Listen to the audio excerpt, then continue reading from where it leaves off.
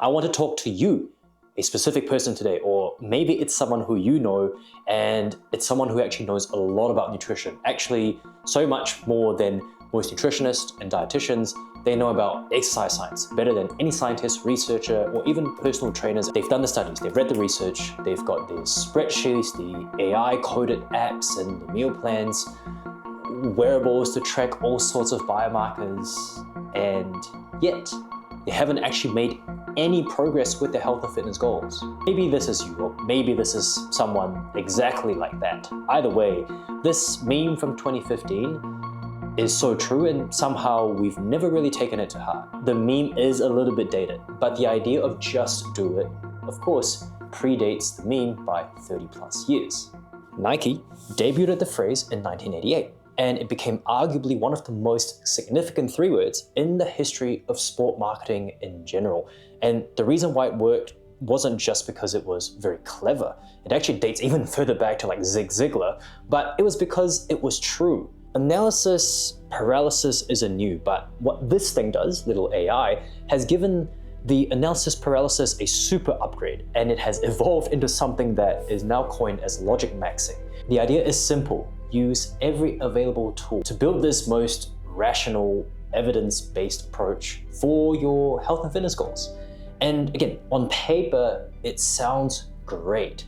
More information, better informed choices, but the trap is that it's extremely destructive when it boils down to getting the goal that you have in mind. Improving your health is not primarily an information problem. It is mostly a behavior problem, and you have heard of this phrase before. The best diet, or even the best training plan, is the one that you can actually stick to. Now, what this implies is that the optimal plan isn't often the one that works best for you on paper. It's the one that works best in practice, more so the plan that you can stick with for long term as well. And you, and probably I know this, every single week you probably have conversations with people who are talking about adjusting and tinkering and refining this nutrition plan or this exercise plan just to get it a little bit more dialed in before actually starting the thing. And 6 months of research, 0 days of taking action. And here's what I come to understand about this destructive pattern. It is not because you or I are lazy or ignorant, it's because humans want to feel safe and protected. The most optimized plan is consistently becoming more and more perfect, but it never actually has been tested against reality. Starting the plan means bridging the gap between what you think is optimized on paper or on the screen and what actually happens in reality. A 6-week training program is going to go sideways if you fall sick, or if a relative or a best friend visits from out of town as a surprise and you're in a fat loss plan and all of a sudden you're resulted to having ice cream. Optimizing becomes this form of respectable, convincing procrastination. And the idea is that because it feels productive, you're looking at the data, you're putting in the hours to do your research, to do your due diligence, but the next step isn't just more research. It's just about doing the thing, hitting the ground running. Drowning yourself with more information without taking action is still in itself just procrastinating. It comes with a better packaging, of course, a better story, you tell yourself, and it makes it more dangerous than just regular procrastination, because at least with regular procrastination, it's honest about what it is. Sitting back on the couch with your phone, knocking back a couple of chips, just procrastinating. There are probably a lot of books, and I think some books are generally worth reading to maybe change your mindset on how to just start, to motivate you. And I have a list of 10 books that I think you can check out. The link is in my bio. But even outside of reading something or even watching videos about how to get motivated and start doing things, we can't just keep consuming. At some point, you're just stalling, and you just kind of have to do the thing. It would be irresponsible for me as a practitioner to tell you that information does not matter. It absolutely does. For example, going full carnivore without understanding the risk of not eating fiber or even your lipid profile, or maybe even running a 6-day training program, on like 1,000 calorie deficit because calories in, calories out, but then you wonder why your hormones and sleep is sort of completely out of whack, right? Planning, your logic, your science, all that structure does matter. It always has a place, but it comes to a point where many of us just overanalyze and want more numbers and data. Honestly, you already have enough to start. And chances are, if you're watching this video, any additional research beyond this point to improve your health and your fitness really isn't just worth it. It isn't going to make your plan any better. You're just coping hard, inhaling the copium on the fact that you haven't actually started doing anything. So take this framework, the 80-20 rule.